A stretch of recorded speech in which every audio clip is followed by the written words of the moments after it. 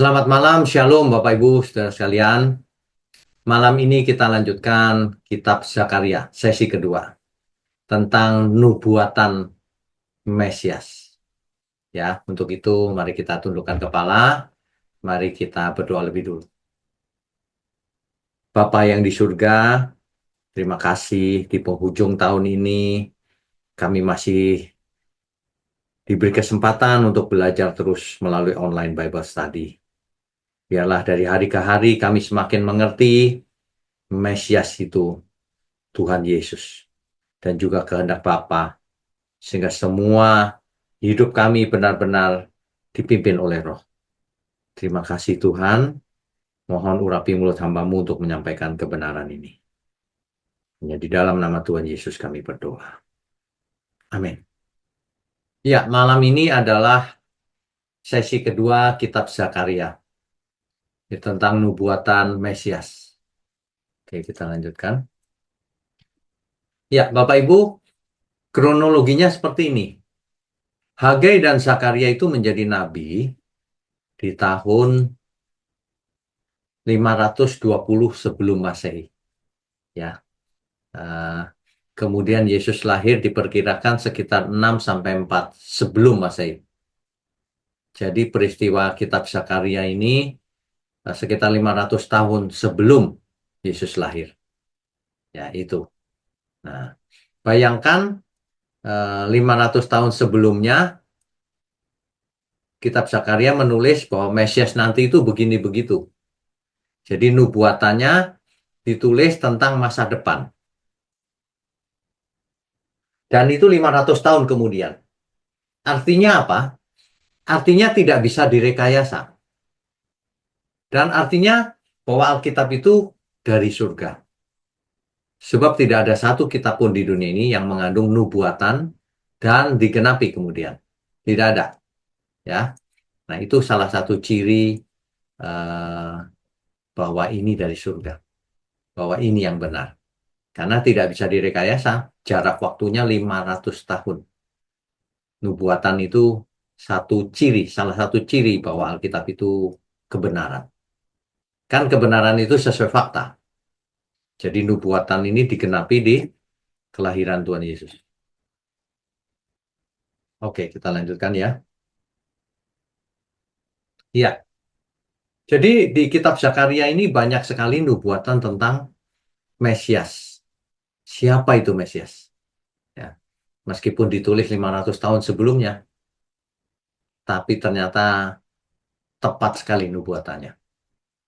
Nah, kitab Zakaria adalah salah satu kitab nabi kecil dalam perjanjian lama yang penuh dengan nubuatan tentang Mesias. Dan itu sebagian besar dimulai pasal 9. Seolah-olah pasal 1 dan sampai pasal 8 itu seolah-olah ditulis Zakaria. Pasal 9 selanjutnya seolah-olah bukan Zakaria. Kita sudah jelaskan di sesi yang lalu ya. Tiba-tiba dia menulis sesuatu yang lain tentang pengharapan di masa depan dan akan datangnya Mesias. Oke, kita lanjutkan. Ya, Bapak Ibu, saudara sekalian. Yang pertama, nubuatan tentang Mesias itu adalah bahwa Mesias itu nanti sebagai hamba Allah dan disebut tunas. Saudara. Ya, itu nubuatan yang pertama. Ada di Zakaria 3 ayat 8. Kita baca ya. Dengarkanlah hai imam besar Yosua, engkau dan teman-temanmu yang duduk di hadapanmu, sungguh kamu merupakan suatu lambang. Sebab sesungguhnya aku akan mendatangkan hambaku, yakni sang tunas. Ini menunjuk kepada Mesias. Mesias itu hamba Allah. Dan dia disebut sang tunas. Kemudian dalam Zakaria 6 ayat 12, katakanlah kepadanya, beginilah firman Tuhan semesta alam, inilah orang yang bernama Tunas. Ia akan bertunas dari tempatnya dan ia akan mendirikan bait Tuhan, bait Allah. Di zaman perjanjian lama, Yosua itu bisa dikatakan yang dimaksud dengan ini. Ya, Dimaksud dengan Mesias itu Yosua, padahal itu lambang Yosua itu. Kita sudah bahas di sesi yang lalu ya. Yosua membangun bait Allah di bumi. Mesias yang sebenarnya nanti membangun bait Allah dalam tubuh kita. Oke. Nabi Zakaria memperkenalkan Mesias dengan gelar Tunas. Tunas itu dalam bahasa Ibrani Semach. Semach. Ya, Semach. Yang juga digunakan dalam kitab lain seperti Yesaya 4 ayat 2, Yesaya 11 ayat 1. Coba kita baca dulu Yesaya 4 ayat 2 ya. Yesaya pasal 4 ayat 2. Saya bacakan ya. Pada waktu itu tunas yang ditumbuhkan Tuhan akan menjadi kepermaian dan kemuliaan. Dan hasil tanah menjadi kebanggaan. Ya. Dan kehormatan bagi orang-orang Israel yang terluput. Tunas. Ya. Di Yesaya 11 ayat 1 dikatakan begini. Ini kan tema besarnya adalah Raja Damai yang akan datang kan ya. Yesaya 11 ayat 1. Suatu tunas akan keluar dari tunggul Isai. Dan taruk yang akan tumbuh dari pangkalnya akan berbuah. Kalau kita lanjutkan ayat 2 ya. Roh Tuhan akan ada padanya. Nah, kita tentu ingat bahwa Tuhan Yesus membuka kitab Yesaya di sebuah sinagog dan membaca, Roh Tuhan ada padaku. Hari itu nubuatan Yesaya ini digenapi. Makanya orang Yahudi marah sebab Yesus mengaku sebagai Mesias. Begitu ya, saudara ya. Kemudian ada di Yeremia 23 ayat 5. Yeremia 23 ayat 5 ya, coba ya. Sesungguhnya waktunya akan datang, demikianlah firman Tuhan, bahwa aku akan menumbuhkan tunas adil bagi Daud. Ia akan memerintah sebagai raja yang bijaksana dan akan melakukan keadilan dan kebenaran di negeri. Tentu saja orang-orang membaca ini pengertiannya adalah Mesias akan datang hari itu membangun kerajaan di bumi. Nah, tapi sebenarnya ini adalah nubuatan raja yang akan datang. Begitu, saudara. Juga 33 ayat 15, Yehezkiel 17 ayat 22 sampai 24, semuanya ya disebut sebagai tunas.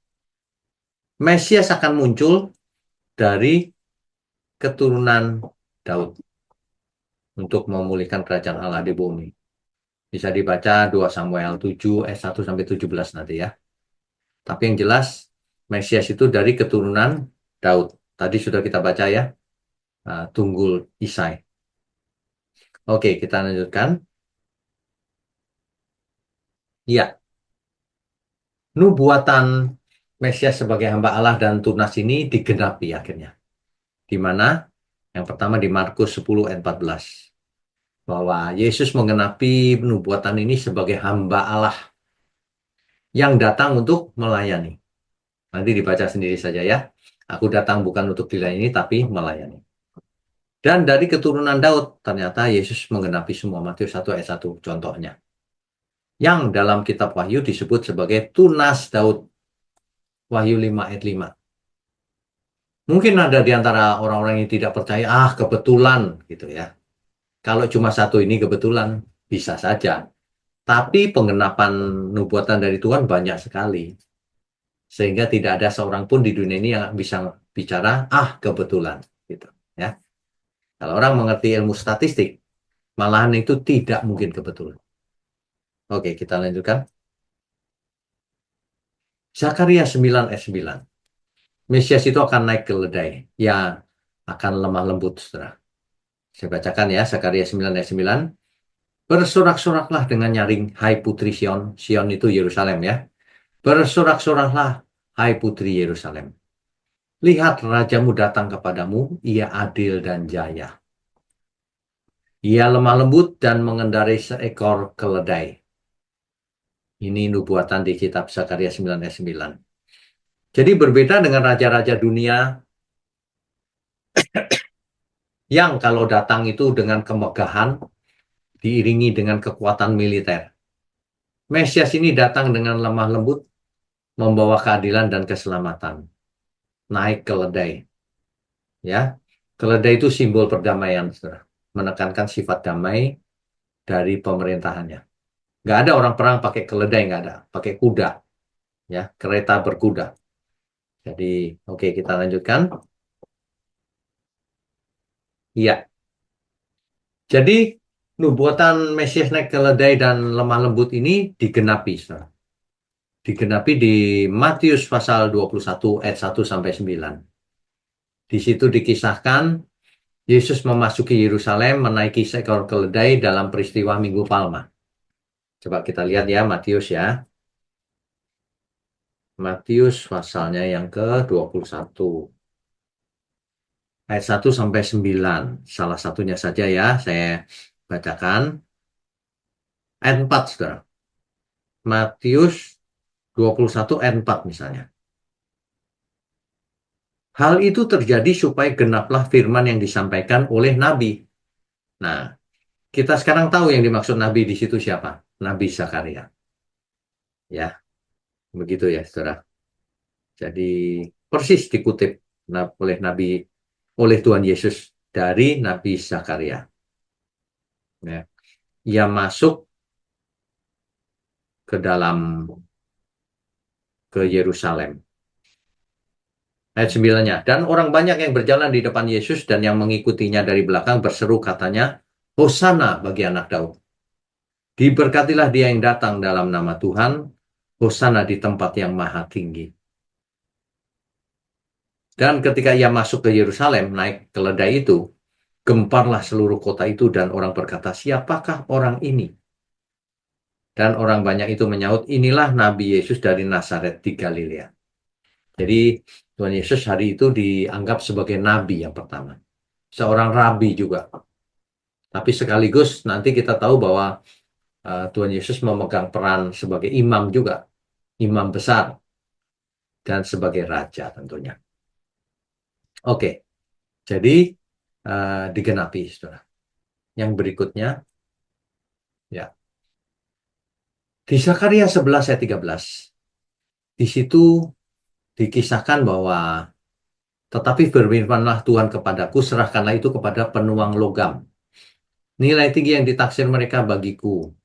Lalu aku mengambil ke-30 uang perak itu dan menyerahkannya kepada penuang logam di rumah Tuhan. Nubuatan ini menggambarkan pengkhianatan terhadap Mesias yang dinilai dengan harga yang sangat rendah. 30 keping perak itu ya, kalau zaman itu adalah harga seorang budak. 30 keping perak. Saudara bisa baca di Keluaran 21 ayat 32. Coba kita baca ya, Keluaran pasal 21 ayat 32.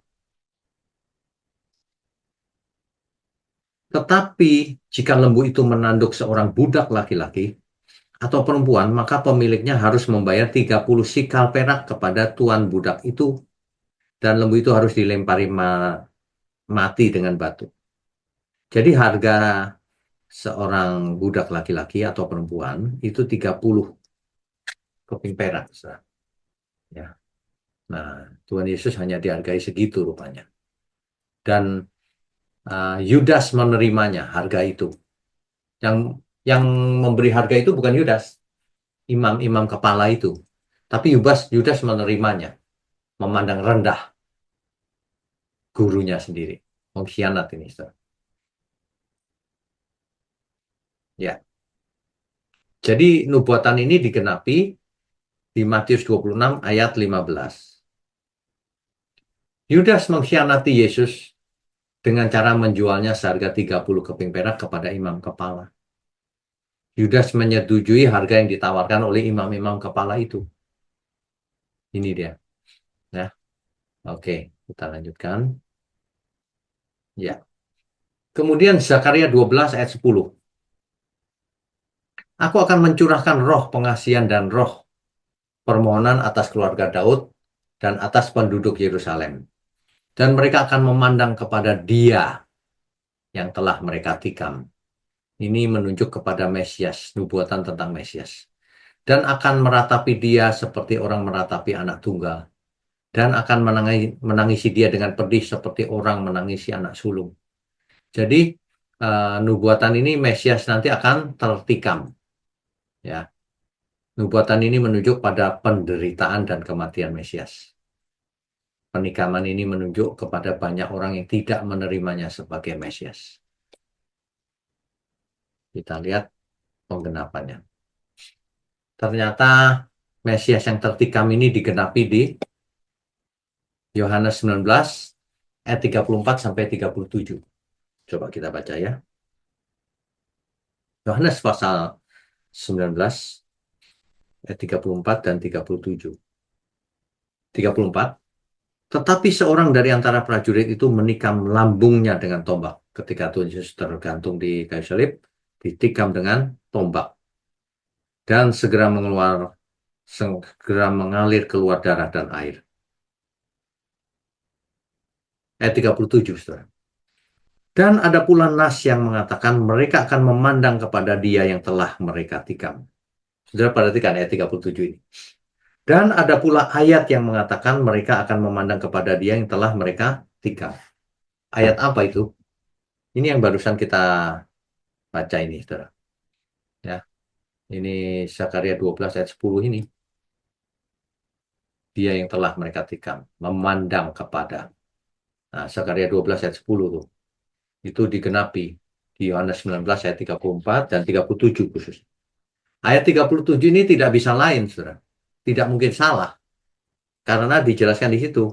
Ada pula ayat yang mengatakan mereka akan memandang kepada dia yang telah mereka tikam. Ya, itu persis. Ya. Nah, di kitab Wahyu, Wahyu 1 ayat 7. Lihatlah, ia datang dengan awan-awan, dan setiap mata akan memandang dia, melihat dia. Juga mereka yang telah menikam dia. Ya. Dan semua bangsa di bumi akan meratapi dia. Ya, amin. Yang dimaksud ini adalah Tuhan Yesus. Jelas ya, saudara ya. Jadi ada banyak sekali nubuatan yang di kitab-kitab para nabi itu digenapi oleh Tuhan Yesus. Dan itu tidak mungkin kebetulan. Ya. Oke. Kemudian ada nubuatan Mesias, itu Mesias nanti akan menghapuskan dosa. Nah, Zakaria 13 ayat 1. Pada waktu itu akan terbuka suatu sumber bagi keluarga Daud. Selalu keluarga Daud nih, saudara.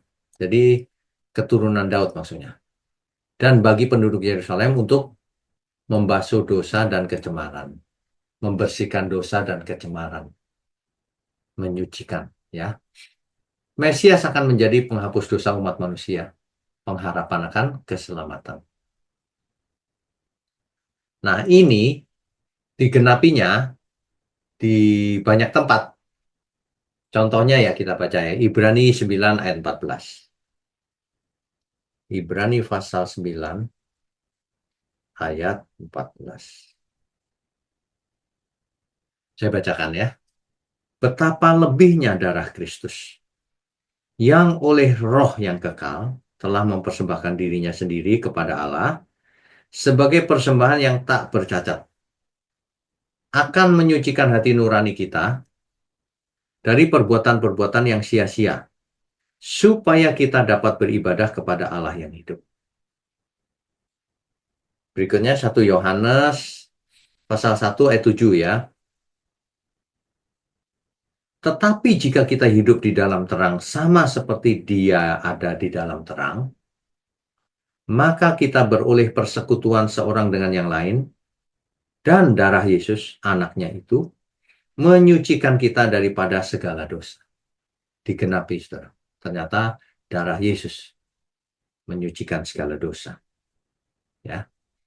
Di Wahyu 7 ayat 14, ini hanya contoh-contoh ayat, saudara. Padahal ada lebih banyak lagi ayat-ayat yang pengenapan itu. Mengenapi nubuatan di kitab para nabi. Jadi tidak mungkin itu kebetulan. Ya.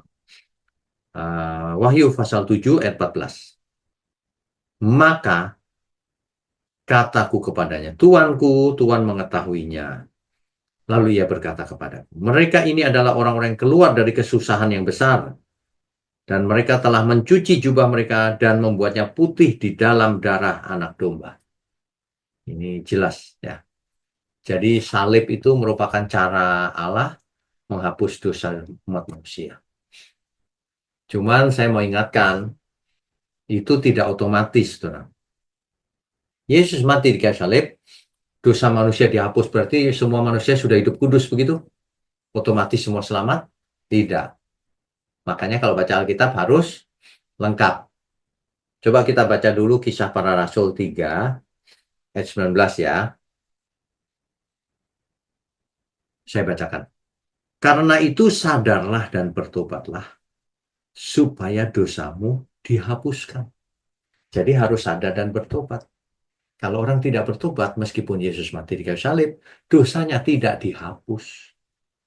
Jadi ada syaratnya, orang harus bertobat. Ya, orang yang tidak percaya, ia akan binasa dalam dosanya. Itu Tuhan sendiri yang berkata begitu. Ya, jadi jangan sembarangan juga, saudara.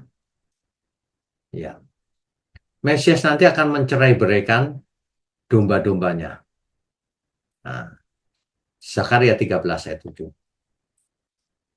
Hai pedang, bangkitlah terhadap gembalaku, terhadap orang yang paling karib kepadaku.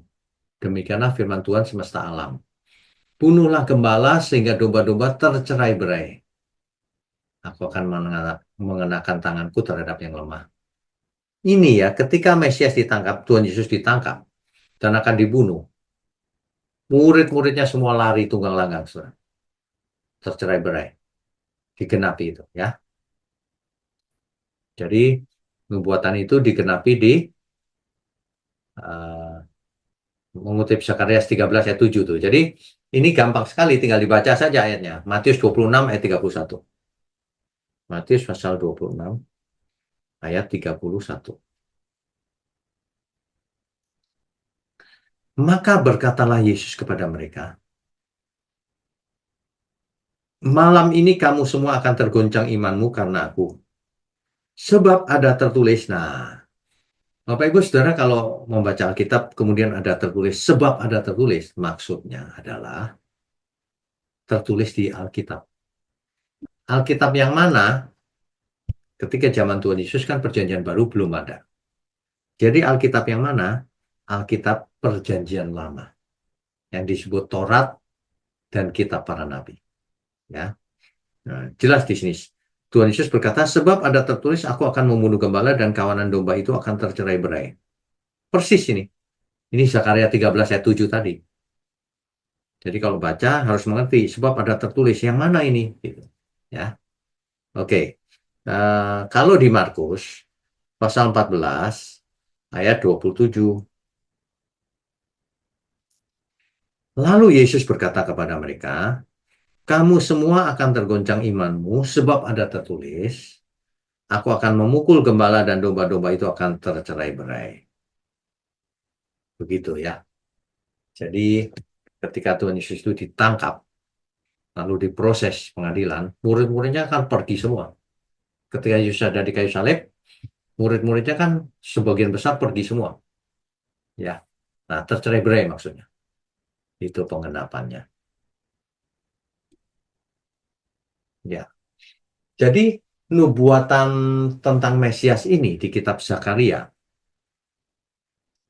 itu digenapi secara jelas dalam kehidupan Tuhan Yesus, kematian, kebangkitannya, dan kedatangannya. Jelas itu. Jadi Zakaria mengingatkan kita akan rencana Allah yang besar dan kasihnya yang tak terhingga bagi umat manusia melalui Sang Mesias. Begitu.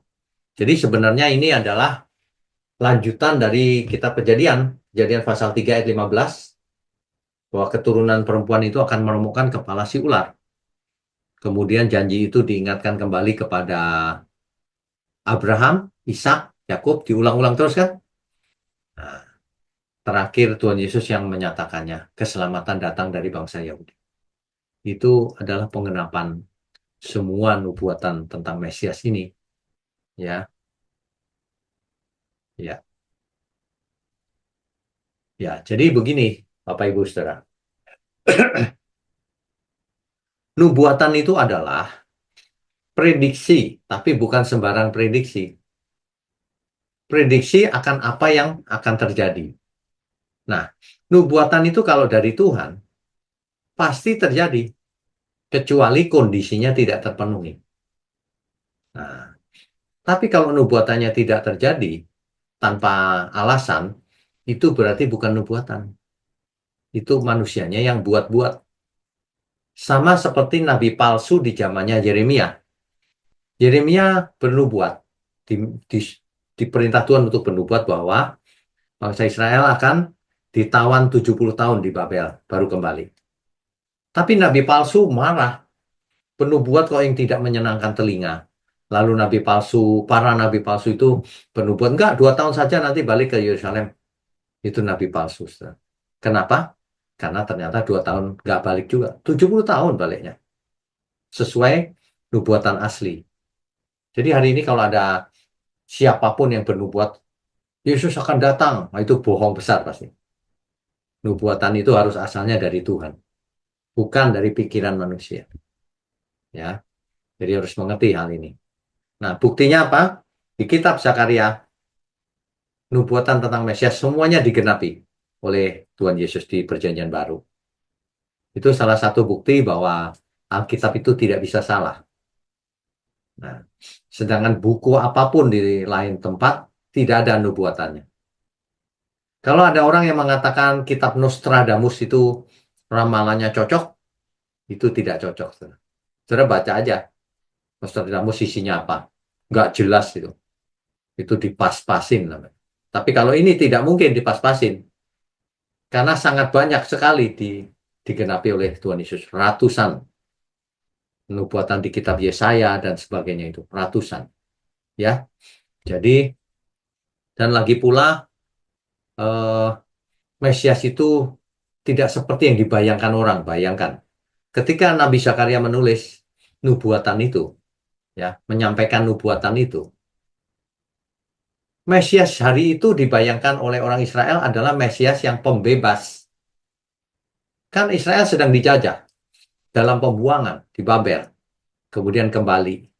Nah, Mesias diharapkan seorang yang tangguh secara militer, yang akan jadi raja di bumi, yang membangun kembali Bait Allah, dan menjadi kerajaan yang besar menguasai seluruh area. Itu bayangannya. Nah, Zakaria menubuatkan Mesiasnya lemah lembut. Jadi orang mana percaya? Orang nggak percaya. Nah, tapi ternyata digenapi semuanya. Mesias kok naiknya keledai? Mestinya naik kuda gagah dong, gitu. Tidak tidak seperti yang dibayangkan orang. Justru ini bukti bahwa nubuatan itu otentik. Ternyata digenapi oleh Tuhan Yesus. Begitu ya, Bapak Ibu, Saudara. Baik, kita bisa lanjutkan dengan diskusi dan tanya jawab kalau ada yang mau bertanya. Silakan.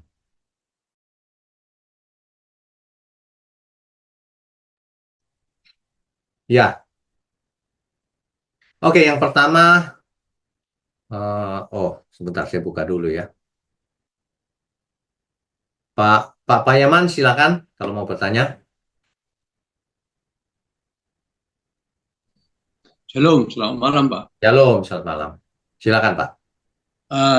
Terkadang kita berpikir ulang Pak ya, misalnya gini, kita sudah mendengar nubuatan ini. Sebenarnya kalau secara sederhana, kalau diidentifikasi, ditelusuri terus nyambung sebetulnya Ya, terhadap ya. Nah, benar. tetapi sementara orang Farisi udah ahli-ahli Taurat. Tadi mereka mengharapkan Mesias itu gagah perkasa karena mereka sedang dijajah.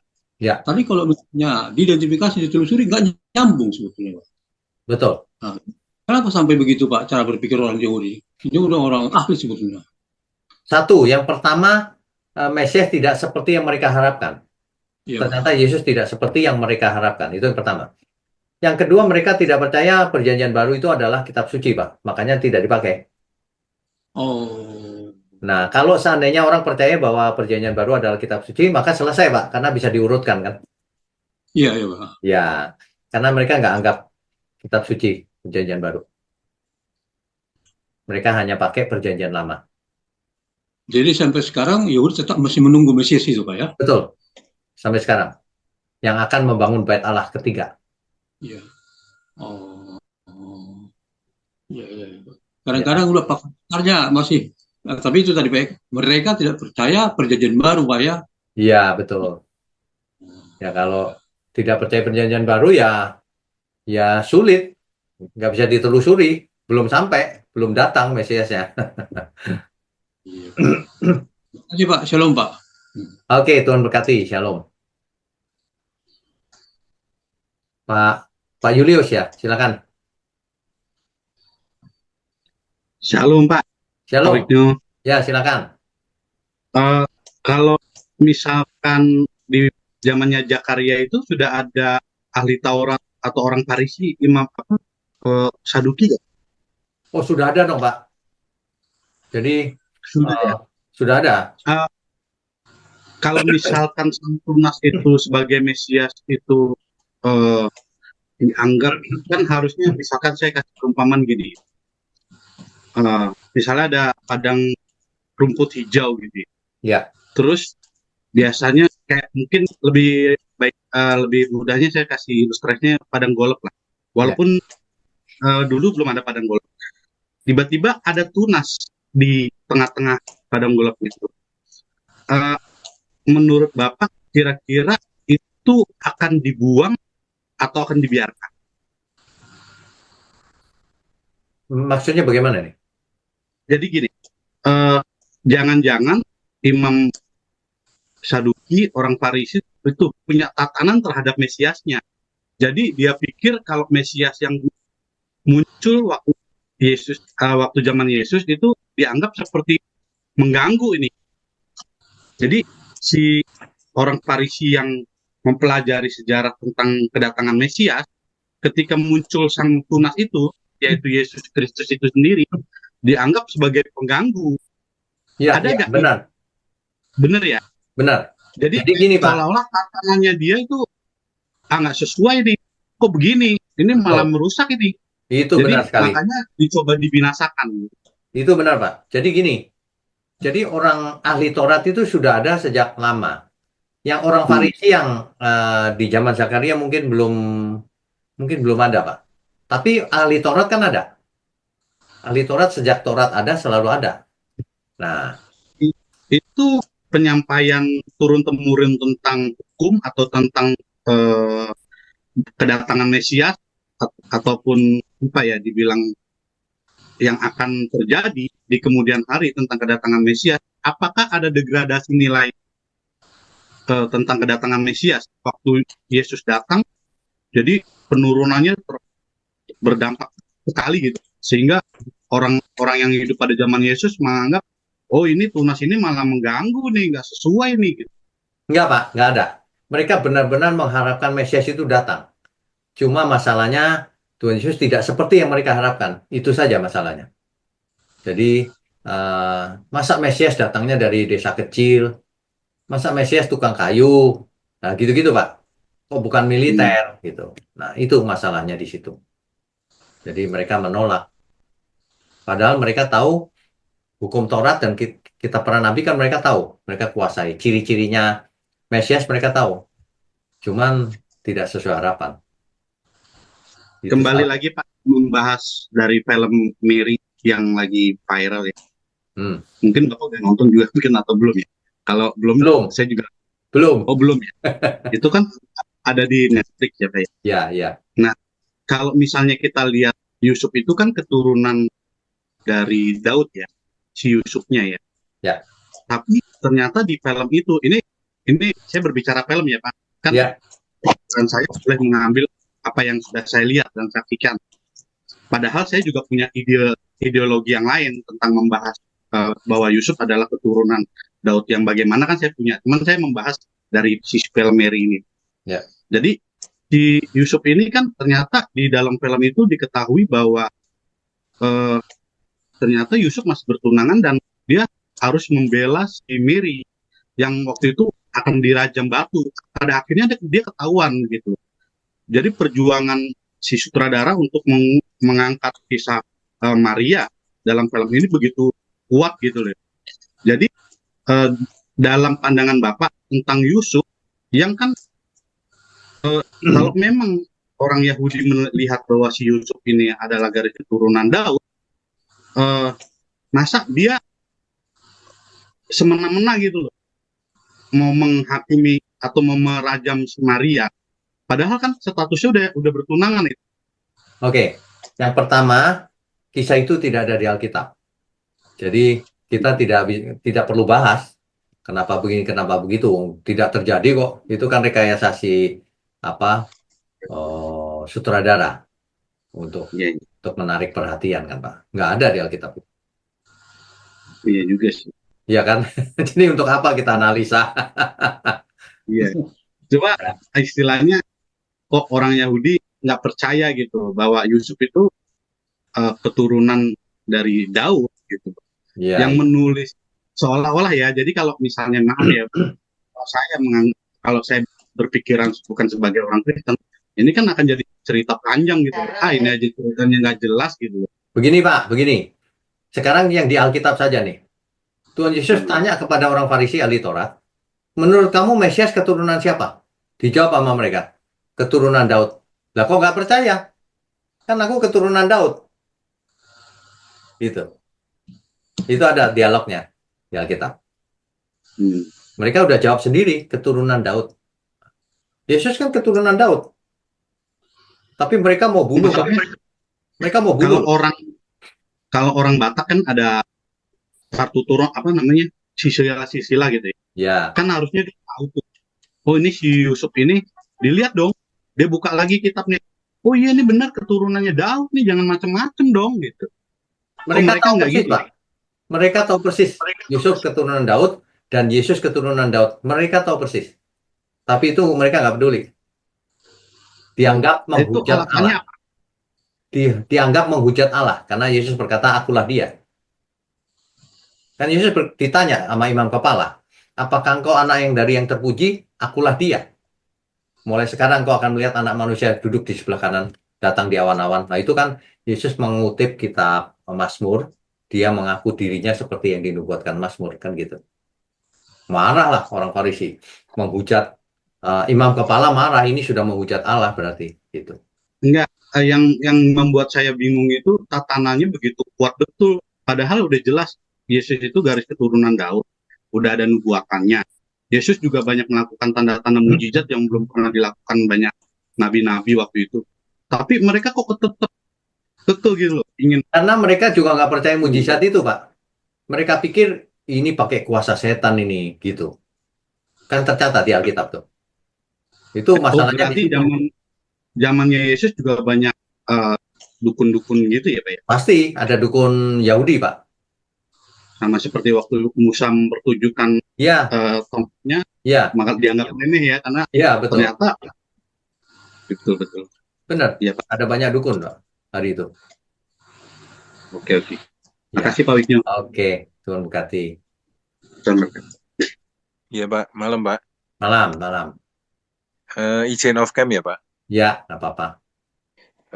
Ini Pak, kalau lihat tadi dari pertanyaan Pak Yaman tadi ya, Ya, sebetulnya salah satu yang mungkin penting untuk saya yang saya cari di OBS ini adalah waktu kita belajar firman Tuhan itu jangan sampai eh, premis-premis saya itu justru menggagalkan eh, pemahaman saya waktu saya mencari Tuhan, Pak.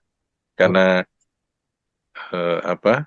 Itu juga yang sebetulnya kalau kita bilang, oh ya mestinya orang Farisi, ahli-ahli Taurat harusnya kan sudah mengerti. Tapi ternyata sampai zaman sekarang pun kan begitu banyak denominasi, begitu banyak perbedaan betul.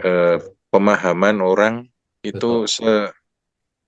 segitu bedanya karena Alkitab yang sama dengan premis dan paradigma yang berbeda-beda jadi macam-macam, Pak. Menurut Ya, Pak Wiknya gimana? ya. Jadi ini masalah tafsir dan kejujuran juga sih. Ketika kita dihadapkan pada teks Alkitab, apakah kita mau membaca secara jujur sesuai konteksnya, atau ada maksud lain di hati kita dan di pikiran kita itu? Masalahnya cuma di situ sih sebenarnya. Ya tentu saja ada masalah teknis ya. Masalah teknis mungkin orang tidak mampu menafsir. Tapi sebagian penyimpangan itu karena tidak menghormati Alkitab. Dia menafsir keinginannya dijadikan patokan, premisnya itu. Makanya jadi banyak. Padahal Alkitab itu sederhana. Ikuti saja apa adanya. Dan mungkin ini kelihatan kok begitu gitu. Masa sih orang nggak bisa ada faktanya begitu kok. Bagaimana kita bisa menjelaskan orang khotbah teologi kemakmuran? Kalau ikut Tuhan Yesus kaya raya, coba bagaimana itu? Kok bisa begitu? Padahal kita nggak gitu. Jelas di depan mata nggak begitu. Nah, memang manusia itu aneh. Diajarin kebenaran nggak mau. Maunya pikirannya sendiri yang dimasukkan ke dalam Alkitab.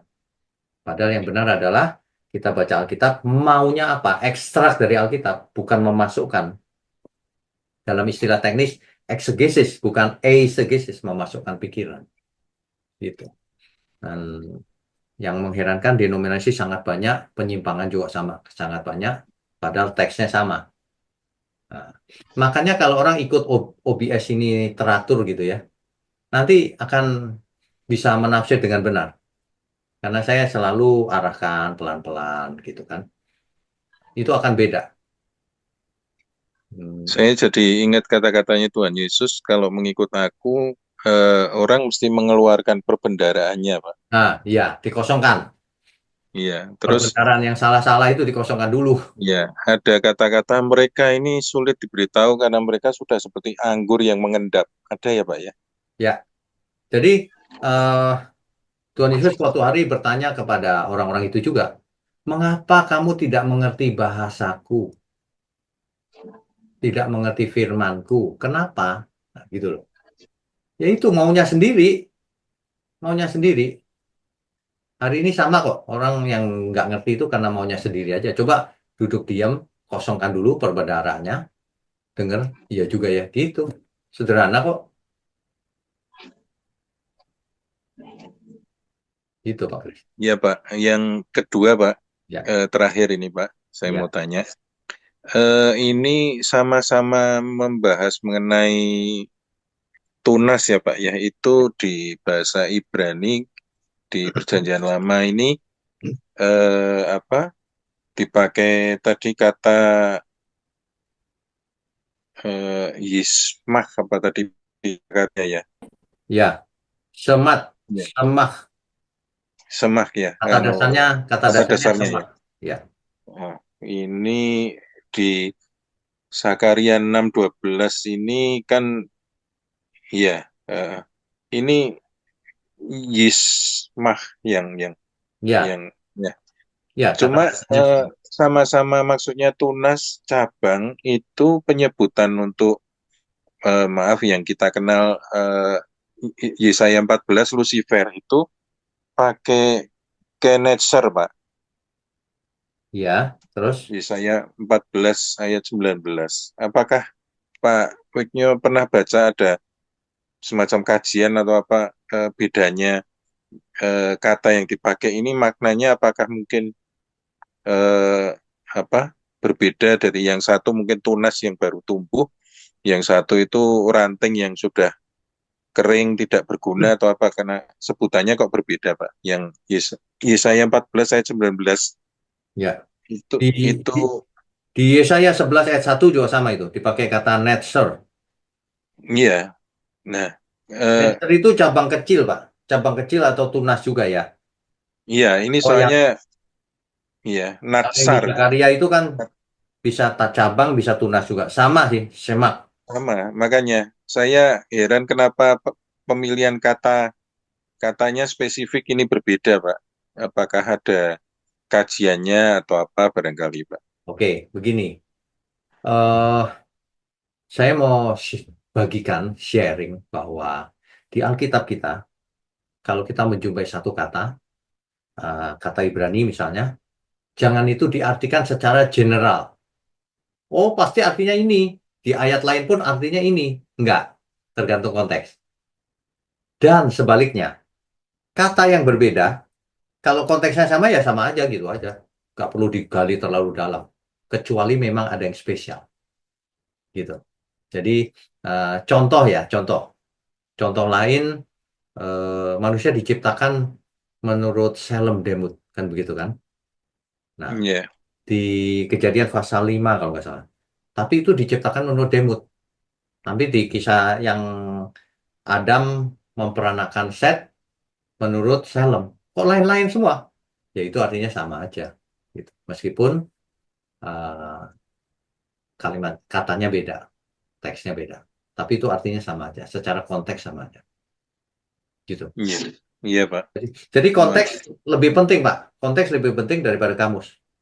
Gitu. Kecuali memang ada kasus khusus ya. Nah, itu memang bisa ada artinya kalau dieksposisi lebih lanjut.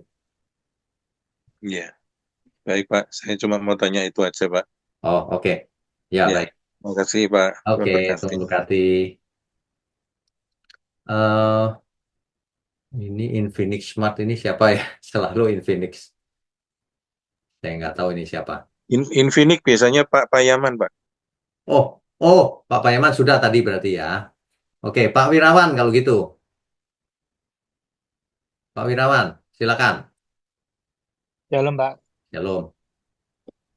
minggu lalu mau tanya, tapi kalau sudah dengerin Pak Kris nanya ke Pak Wiknyo, Mhm. saya langsung belajar itu Pak.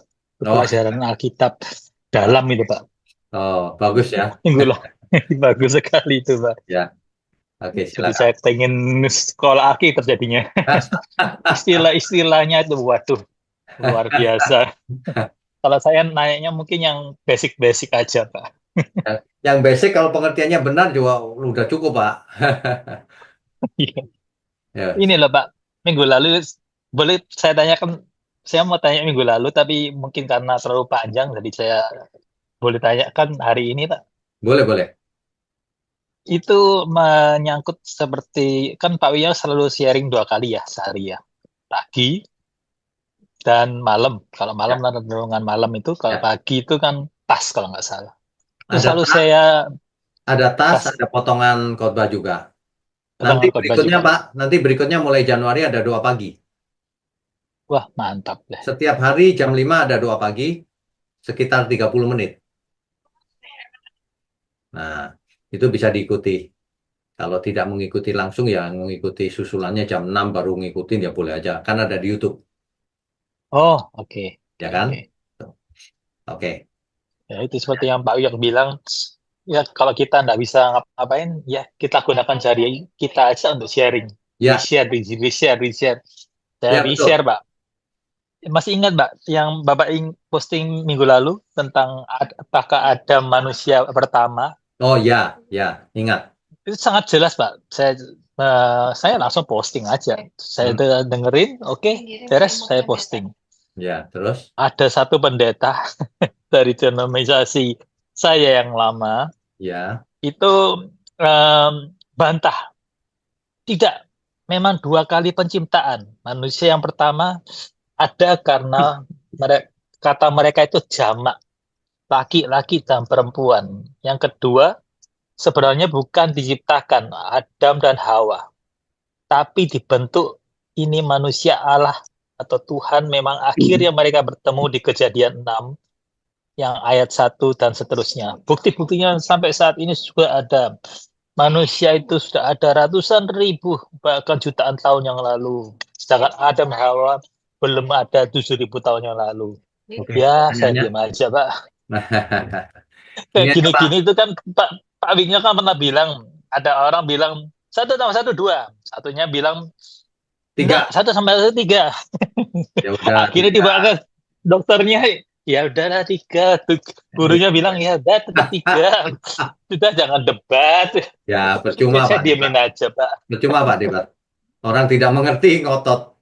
Gini, di Kejadian 1 dijelaskan di ayat 26 dan 27 di situ kan, baiklah kita menjadikan manusia menurut gambar dan rupa kita, kan gitu kan? Betul.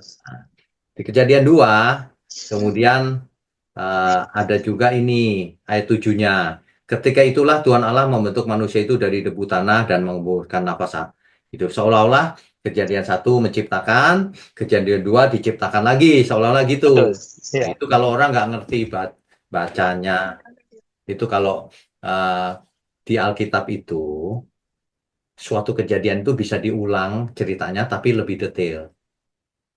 Kenapa diulang lebih Betul. detail? Jadi kalau yang ayat 1, pasal 1 ayat 26 bahwa manusia diciptakan menurut gambar dan rupa Allah. Bagaimana menciptakannya? Nggak diceritakan. Di ayat 2 diulang lagi, diceritakan lebih detail, dibentuk dari debu tanah dan menghembuskan nafas, rohnya dari Allah. Nah, ini gaya seperti ini di Alkitab banyak. Di pasal ini dan pasal berikutnya ngulang lagi ceritanya. Tapi lebih detail, melengkapi. Betul. Dan itu memang gaya bahasa penulisan zaman itu. Nah, kalau orang nggak ngerti ya begitu, ngotot. Ya udah, 3 aja, 1 tambah 1. Nggak ada gunanya ngomong sama orang begitu. Iya, saya mau. Aduh, ini kalau saya debat panjang nih, Pak. Nggak usah, Pak. Kadang-kadang, Jangan kadang-kadang ada begitu. saya nanya ke saya, yang saya balikin, nanya ke tas saja. Kan ada nomornya, silakan tanya ke tas saja Iya, langsung. langsung saja kata. Iya, kalau Atau sumbernya kan. join aja Zoom begini, tanya Oh langsung. iya, iya, iya, Iya iya. kan? Kan enak. Boleh Pak ya, saya share Boleh, di boleh. Zoom-Zoom ini. Boleh. Nanti Kan kita malah bukan perang mau nanti. debat. Kita bukan mau Oh debat. iya. Iya. Saya cuma mau jelaskan di Alkitab itu banyak sekali ayat yang diulang, tapi lebih detail. Memang begitu gaya bahasa waktu itu, Oke, gaya penulisannya. Kalau tetap ngotot nggak mau, ya sudah. Itu aja kan. oke, oke. Ya, ya, saya Proses mengerti Pak. mau belajar silakan, nggak mau ya silakan. Ya, 1 tambah 1 sama dengan 3. Ya, gitu aja. Benar, Anda benar. Pak, yang kedua Pak, Ya, bolehkah seorang pendeta itu berpolitik Pak? Jadi ini ceritanya gini Pak. Eh, denominasi saya yang lama. Jadi saya itu dulu dari Indonesia belum bertobat. Saya ke Amerika, di kota Seattle. Waktu itu ditangkap Tuhan, akhirnya bertobat. Dan ada satu denominasi, itu besarnya di Amerika, akhirnya dia pindah ke Indonesia dan bahkan sekarang sudah ada di semua benua di dunia ini. Nah, pendetanya itu sudah delegasi mungkin ya, Pak ya. Jadi sekarang dia lebih ke arah politik, Pak. Dia terakhir mendirikan relawan atau apa gitu. Kayaknya Pak Chandra Teja kenal juga. Nah, untuk memenangkan pasangan Ridho ya, Ridwan Kamil sama satunya itu saya lupa. Dan apa namanya lawan ya 2 orang yang lain gitu. Ya, seperti kita ketahui, akhirnya Ridho mengakui kalah kan, Mbak ya. Apalagi yang satunya Dharma Barungkuan juga pasti ya jauh gitu, Mbak. Akhirnya yang menang Pramono. Lalu oke, dia mengerti. menulis, sayang sekali, gimana kok gini. Langsung Pak dicela habis-habisan Pak di komentarnya. Anda pendeta urusin jemaat Anda sendiri. Waduh. Jadi saya agak bingung. Ini sebenarnya pendeta itu boleh berpolitik apa enggak gitu, Pak? Oke, mengerti. Ya, Kalau kita lihat Alkitab, apakah tokoh-tokoh Alkitab itu tidak berpolitik? politik, Pak. Nah, iya, Salomo, Daud, semua Oh iya, raja-raja berpolitik. betul. Semua nabi, semua imam berpolitik juga. Betul. Ketika berkhotbah ke masyarakat supaya adil, supaya ini kan itu politik. Jadi politik itu artinya apa? Nah, gini, orang tidak mengerti arti politik sehingga politik itu dibayangkan perbuatan yang kotor gitu. Oh, Bukan. oke. Politik itu suatu tindakan yang kotor enggak ya tergantung manusianya kan. Kan begitu. Betul. Ya. Jadi kalau misalnya orang percaya dijadikan gubernur, ambil itu berpolitik loh namanya. Tapi untuk keadilan, untuk kesejahteraan masyarakat, memimpin bangsa yang benar, itu berpolitik loh. Yang tidak boleh adalah berpolitik kotor, jahat, ujung-ujungnya duit. Nah itu nggak boleh, sebaiknya nggak usah begitu. Tapi kalau dikasih tugas jadi gubernur, kita ambil supaya kita Oh, bisa oke. menjadi berkat, gitu. Bikin Oh, bikin yang bersih, Pak ya. regulasi untuk rakyat kecil supaya adil, supaya sejahtera semuanya. Oh itu harus diambil, kalau nggak dosa malah. Ya. Tapi kalau nyemplung ke politik kotor ya nggak perlu, untuk apa buang waktu. Betul, betul, betul. Jelas ya, Pak? Jelas sekali, Pak. Oke. Oke, terima Ya, kasih banyak, Pak. oke. Tuhan berkati, Terima Pak. kasih. Berikutnya Pak Joko, silakan Pak. Ya, Iya, baik Pak Wigno, Shalom, selamat shalom. malam. Selamat malam. Em, yang mau saya tanyakan gini Pak, okelah pada saat perjanjian baru atau pada saat zamannya Tuhan Yesus, orang Farisi dan ahli Taurat boleh saja tidak mengakui dan bahkan menolak kemesiasannya Tuhan Yesus. Namun seiring sejalan bumi atau dunia ini kan berkembang. Kita tiba pada satu keyakinan yang seperti tadi Pak Wigno sudah uraikan bagi kita tentang keilahian atau kemesiasan daripada Tuhan Yesus. Pertanyaan saya, Pak, tentu orang Farisi dan ahli Taurat yang mungkin orang ahli Taurat lah saat ini yang ada di sana, tentu juga mereka mempelajarinya. Mereka adalah bangsa pembelajar. Nah, tentu juga mereka juga mengerti apa yang orang Kristiani akui. Nah, pertanyaannya, mengapa Tuhan masih izinkan mereka untuk tidak mengakui? Apakah ini Tuhan mau mengeraskan hati seperti kepada Firaun? Atau orang Yahudinya itu gengsi? Atau mereka yang seperti tadi Pak Wigno sampaikan? Jadi mereka mempersepsikan, menafsirkan itu sesuai dengan premis atau keyakinan mereka sendiri. Ya, dan kalau kita mau tanya, pada zaman sekarang nih, Mesias yang mereka tunggu itu ya harus seperti apa Oke, jika baik. hal-hal itu sudah dipenuhi oleh Tuhan Yesus. Ya, thank you, Pak. Baik. Jadi begini, mereka tetap mengharapkan kedatangan Mesias itu sebagai seorang raja yang akan memulihkan Israel, yang akan membersihkan bait Allah, membangun bait Allah. Hanya Sang Mesias yang boleh membersihkan bait Allah. Nah, itu. Mereka sedang menantikan itu. Nah, kenapa begitu? Ya itu tadi, karena mereka tidak anggap Perjanjian Baru adalah kitab suci. Jadi mereka nggak baca sama sekali. Kenapa? Mereka punya alasan juga. Sebab yang dimaksud ayat-ayat yang dikutip oleh Perjanjian Baru dari Perjanjian Lama itu kok konteksnya beda. Nah, di situ kuncinya. Dari Mesir kupanggil anakku. Di Perjanjian Lama itu maksudnya Israel kan, keluar dari Mesir. Tapi di Perjanjian Baru dikutip dari Mesir kupanggil anakku, maksudnya Yesus. Padahal Maria dan Yusuf kan keluar dari Mesir juga akhirnya. Nah, itu dianggap oleh orang Yahudi salah nih, orang Kristen ini. Nggak ngerti konteks. Padahal yang namanya nubuatan itu bisa-bisa saja beda konteks. Karena memang nubuatan. Nah, gitu. Di situ beda. Beda pengertiannya di situ. Jadi ya kita berbeda berarti. Begitu. Ya, begitu ya Pak Joko ya. Ya, baik Pak Wigno, terima kasih ya Pak. Baik, Tuhan berkati. Pak Flakos berikutnya. Silakan Pak.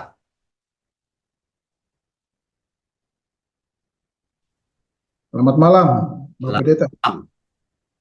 Ini yang paling terakhir mungkin saya kapan? Masih ada. Oh, iya terakhir. Betul, betul. Silakan Pak. Oh, kalau terakhir berarti saya kasih closing aja, closing statement. Ya, silakan. Jadi mendengar penjelasan tadi, berarti sudah jelas bahwa perjanjian baru merupakan penggenapan daripada Perjanjian lama. lama. Ya, artinya dengan datangnya Mesias sebagai selamat, Raja Damai yang sementara kita juga menanti-nantikan di hari Natal yang akan datang. Ya. Pak, jadi kalau melihat daripada latar belakang tentang orang Yahudi, ya, Ya. memang mereka berpendirian dan punya prinsip, ya. Artinya Taurat itu sudah mendarah daging pada mereka. Ya. Ya, jadi memang agak susah dan rumit sekali untuk kita berdebat ataupun memberikan penjelasan kepada mereka, karena saya yakin bahwa itu sudah mendarah daging, keyakinan mereka lah di kita. Ya. Nah, yang sekarang kita di perjanjian baru ini, di zaman kasih karunia, saya kira apa yang perlu kita persiapkan? Saya tertarik dengan eh, apa yang disampaikan oleh Yohanes Pembaptis ketika dia dengan orang banyak di situ membaptis dan bercerita dengan orang banyak sih. Ya, Pak, ini saya mau bertanya saja, mengapa pada waktu itu kalau saya lihat dari Yohanes Pembaptis itu mereka mengajar terkadang memberikan penjelasan dengan kiasan atau perumpamaan. Kira-kira apa arti sebenarnya dari perumpamaan itu kepada orang Israel pada waktu itu? oke. Oh, baik.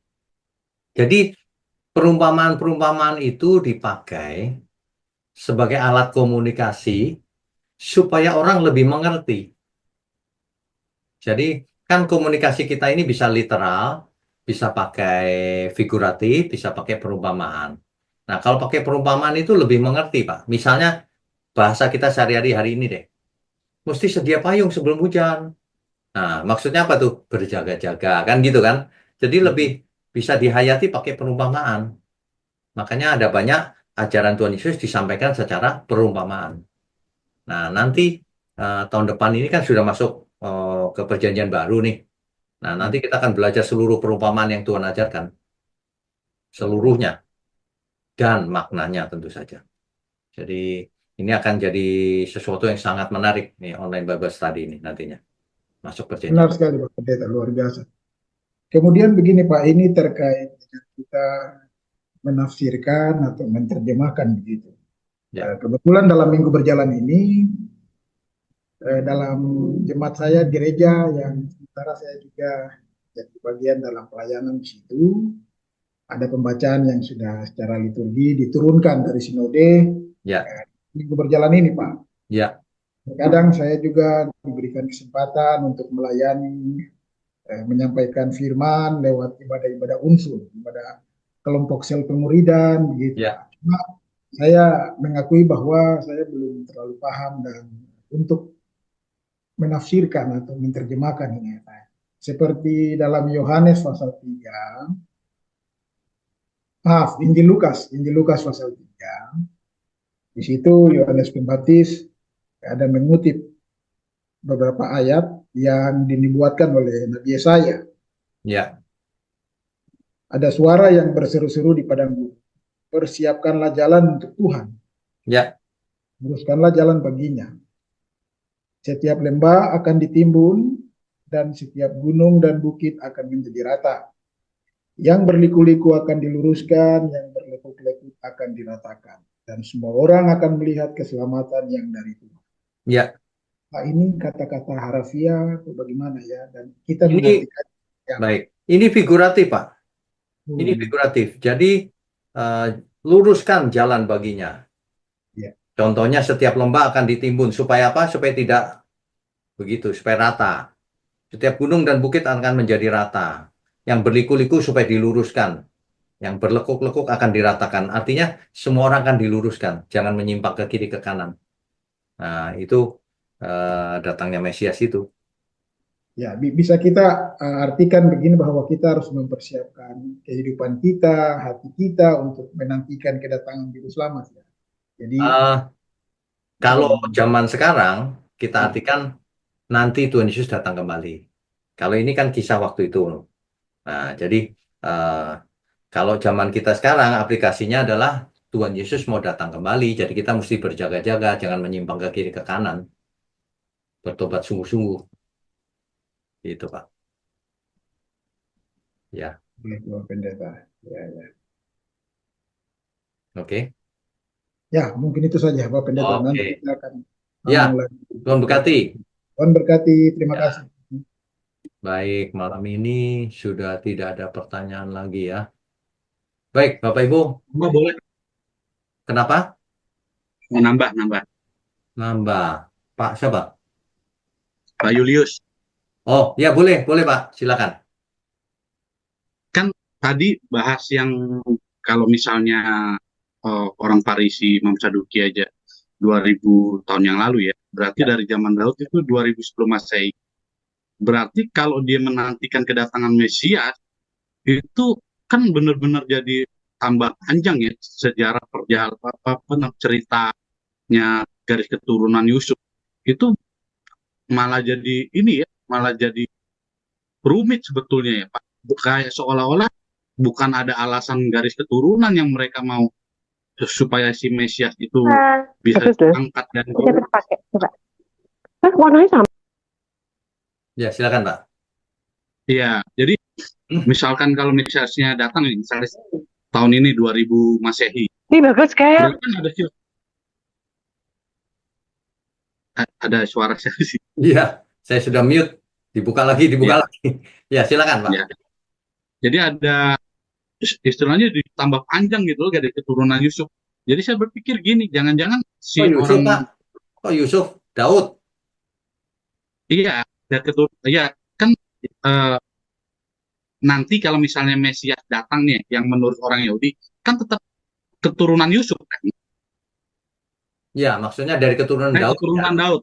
Ya. Iya, Daud dulu, tapi kan pasti ada dari keturunan Yusuf juga kan. Karena kan sama-sama dari keturunan. Iya kan? Nah, itu kan istilahnya tambah rancu kan kalau misalnya mau diurutan yang bahkan yang jelas-jelas 2000 tahun yang lalu aja si Yusuf aja masih mereka perdebatkan, apalagi nanti ini yang si Mesias. Jadi seolah-olah dalam pemikiran saya ini orang-orang Farisi ini emang jangan-jangan nggak benar-benar ngikutin sejarahnya nubuatan. Mereka cuman yang mau menyenangkan hati mereka aja gitu. Nah, Pak, mereka menguasai Taurat. Ada degradasi. Mereka menguasai Taurat, Pak. Mereka sangat menguasai Taurat. Masih dicatat. Ada dialog antara Farisi dan Tuhan Yesus. Tuhan berkata begini, yang Mazmur 110 ayat 1. Firman Tuhan kepada Tuanku. Siapa Tuanku itu? Tuhan Yesus bertanya gitu dengan orang Farisi. Orang Farisi tahu dia harus menjawab itu keturunan Daud. Tapi orang Farisi pergi nggak mau jawab, Pak. Nah, sekarang juga sama. Orang Farisi tahu keturunan Daud, Yusuf. Tapi Mesias nggak begini, kata dia begitu. Karena tidak sesuai. Mesias itu akan membawa pembaharuan, Yerusalem baru di bumi, dan seterusnya. Nggak begitu, gitu. Nah, itu ujung pangkalnya itu di situ, tidak sesuai harapan. Kalau andai kata waktu itu ada orang yang berpihak Yusuf, dan dia berkata, ini bener loh, ini keturunan Daud, kamu gimana sih nggak ikutin sejarah apa gini? Kira-kira akan menguatkan nggak? Enggak, menurut saya. Karena orang Farisi tidak mau dengar siapapun. Dia ahli Taurat. Oh, dia nggak terima masukan di luar Farisi. Dia kelompok eksklusif. Kan orang Farisi dengan orang Saduki aja nggak cocok loh, Pak. Beda. Nggak cocok mereka. Tapi dalam hal menghadapi Tuhan Yesus, mereka berteman. Gitu. Doktrinnya beda, Pak. Doktrinnya beda. Oke. Ya. Itu aja sih. Makasih Pak. Maaf, Oke. nambah-nambah. Baik. Nah, terakhir Pak Effendi. Pak Effendi, ada Pak Beni juga tuh. Kalau cepat, coba kita. Malam Pak Wigno. Malam. Silakan Pak. Maaf, saya tadi terlambat. Tadi baru setengah jam baru ngikutin. Oh, selesai Pak. Ya. Ini pertanyaan ini boleh berbagai macam ya Pak ya? Atau ada ini ya batasannya? Misalnya apa? Enggak, saya mau tanya mengenai 1 Korintus itu Pak. Oh, nanti aja Pak, perjanjian baru. Tahun depan kan gitu. perjanjian baru. Iya. Oke, makasih Pak ya. Oke, berarti Pak Beni silakan. Ya, makasih Pak. Cepat aja ya. Ya, cepat aja Pak. Ini kan Kristus lahir dari keturunan Daud, Pak ya. Ya. Yang menjadi pertanyaan kan Daud tuh istrinya banyak. Dan Kristus itu lahir dari keturunan istrinya si Uria kan, Batseba ya. Batseba. Ini kan kita tahu si Daud dapetin Batseba gimana caranya kan gitu. Oke. Pertanyaannya? Kristus bisa lahir dari keturunan itu kenapa ya? Jalan pikirnya saya nggak paham. Oke, baik. Ini pertanyaan bagus sekali. Kalau kita urutin ke belakang lagi, Pak, ada yang namanya Ruth, nenek moyang Mesias. Betul. Ruth itu bukan Israel loh, Pak. Betul. Ya, ada lagi siapa tuh Tamar. Hmm. Nah, itu juga bukan Israel, Pak. Ya, ada lagi pelacur Jericho. Siapa itu? Siapa ya? Si Rahab, Pak, Rahab. Iya, Nah, itu kan campuran semua, Pak, sebenarnya. paham. Kenapa begitu? Menurut saya ya, Pak, pengertian saya. Mungkin Tuhan mau tunjukkan bahwa jangan terlalu sombong Israel itu. Meskipun umat pilihan ternyata campuran juga sebenarnya. Dan Tuhan bisa pakai yang tidak dipandang oleh manusia untuk kebaikan. Nah, gitu, Pak. Dan akhirnya itu jadi malah dipakai untuk hal-hal yang nggak baik, Pak. Misalnya, Tentang perselingkuhan kan dibilang, oh nggak usah macam-macam deh. Lihat aja itu Kristus lahirnya dari siapa sih kalau bukan istri perselingkuhan si Batseba. itu Balik ke situ. Makanya saya tanya ya, ini kebenarannya kemana ya? ya. Kenapa Kalau bukan dari orang istrinya Salomo, istrinya Saul, dan kalau istri. orang komentarnya begitu ya, Pak, itu nggak masalah sih. Karena ini keputusan Tuhan, yang baik bisa muncul dari yang tidak baik. Tidak baik tapi bertobat, bukan nggak bertobat. Tidak baik bertobat, itu nggak masalah. Rahab dibenarkan loh, Pak. Ini keturunan dari Mesias ini semuanya dibenarkan karena baik. Ruth, coba dibaca kisahnya, baik. Semuanya baik, Pak. Jadi yang terakhir Rahab membela Israel waktu itu. Makanya dibenarkan di kitab Ibrani. Iya, yang dia ngumpetin pencuri. Betul, betul. Makanya kalau ada orang nanya begitu, loh, Tuhan bisa pakai siapapun yang bertobat. Sebab kalau Tuhan mau pakai orang suci saja, nggak ada di dunia orang suci. Kita semua juga pernah salah, ayo. Bagaimana? Nah, gitu, Pak. Oke, makasih Pak. Oke, Tuhan berkati. Penasaran dari dulu ini kok bisa begini ya? Iya. Makasih. Oke, baik. Udah semua berarti ya. Udah, kita berdoa yuk. Bapa di surga, terima kasih. Biarlah dari hari ke hari kami semakin dewasa, semakin mengerti kehendak Tuhan, dan semakin manusia lama kami semakin mati. Biarlah online Bible Study ini boleh dipakai untuk memberkati banyak orang, bahkan sampai ke ujung bumi. Tidak memandang dari gereja manapun. Yang penting haus dan lapar akan kebenaran. Terima kasih. Kami percaya semua berkat sudah turun atas kami. Di dalam nama Tuhan Yesus kami berdoa dan mengucap syukur. Amin.